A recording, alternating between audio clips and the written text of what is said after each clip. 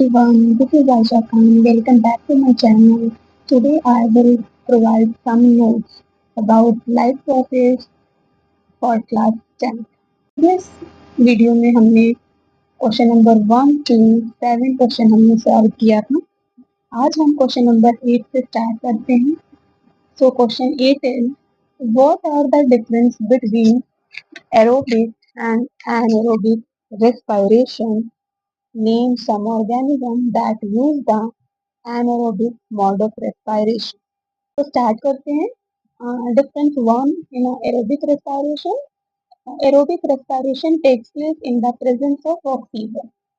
Aerobic means ही होते हैं मतलब एयर का प्रेजेंट होना. Anaerobic का means होता है absence of air. Anaerobic respiration takes place in the absence of oxygen. Next difference, anaerobic respiration occur in a mitochondria. Anaerobic respiration occurs in cytoplasm. End products are formed in aerobic respiration CO2 and H2O यानी कि carbon dioxide and water. और जो and product form होते हैं इन anaerobic respiration is alcohol and lactic acid. Anaerobic respiration जब हम east में करेंगे तो अल्कोहल फॉर्म होता है, और जब हम ह्यूमन मसल सेल्स में एनारोबिक रेस्पिरेशन होता है तो लैक्टिक एसिड फॉर्म होते हैं. Next difference is aerobic respiration यानी कि जो भी ऑर्गेनिज्म एरोबिक रेस्पिरेशन करते हैं तो उसमें बहुत सारी लॉट्स ऑफ एनर्जी रिलीज होती है, बट वहीं एनारोबिक रेस्पिरेशन में लेस एनर्जी रिलीज होती है. बात करें इनके क्वेश्चन की तो क्या होता है एरोबिक रेस्पिरेशन में? ग्लूकोज ब्रेक डाउन हो जाते हैं हमारे पाइरुवेट में. This is a 6 carbon molecule break into a 3 carbon molecule and finally break हो जाते हैं ये carbon dioxide, water and energy. And बात करें एनारोबिक रेस्पिरेशन की तो वहीं पर ग्लूकोज ब्रेक डाउन होते हैं पाइरुवेट में and then finally pyruvate break down हो जाते हैं इथेनॉल, वाटर एंड एनर्जी. ये क्वेश्चन आपके तब होगा जब ईस्ट में ये एनारोबिक रेस्पिरेशन होगा. लेकिन वहीं अगर मसल सेल्स में एनारोबिक रेस्पिरेशन होगा तो ग्लूकोज चेंज होते हैं पाइरुवेट में, पाइरुवेट फर्दर डिवाइड हो जाते हैं आपके लैक्टिक एसिड में प्लस एनर्जी. अब बात कर लेते हैं नेक्स्ट क्वेश्चन की. Name some organism that use the anaerobic mode of respiration. तो सिर्फ और सिर्फ एनारोबिक रेस्पिरेशन के ऑर्गेनिज्म के नेम पूछा है, लेकिन हम दोनों ही डिस्कस कर लेते हैं. Most plant, animal and many microorganism follow the aerobic respiration.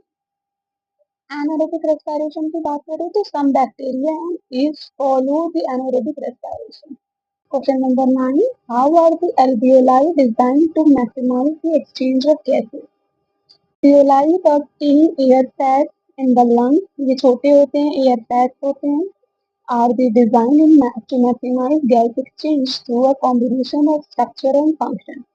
ये किस तरह से maximize exchange of gases करते हैं? First है large surface area. इनमें मतलब जो alveoli हैं उनका स्ट्रक्चर कैसा होता है? large surface area होता है. थिन वॉल होती हैं, उनकी जो वॉल्स हैं वो बहुत थिन होती हैं. रिच ब्लड कैपिलरीज नेटवर्क होती हैं क्योंकि आसपास बहुत सारे कैपिलरीज होती हैं, जिसकी वजह से गैस एक्सचेंज अच्छे से हो जाता है. मॉइस्ट सरफेस होती हैं यानी कि जितनी भी जो गैसेस हैं उनको सॉल्युबल होने में हेल्पफुल होती है. डिफ्यूजन होता है, डिफ्यूजन हो पाता है. Diffusion is the movement of gases.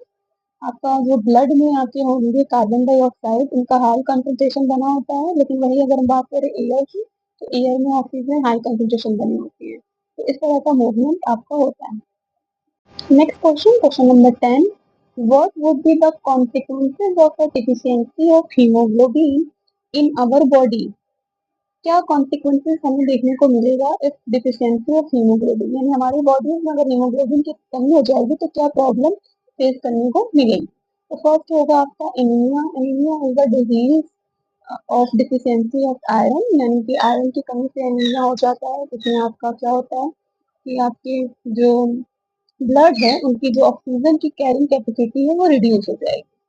Fatigue and weakness, body बहुत ज़्यादा थकान फील करेगी, कमजोरी फील होगी.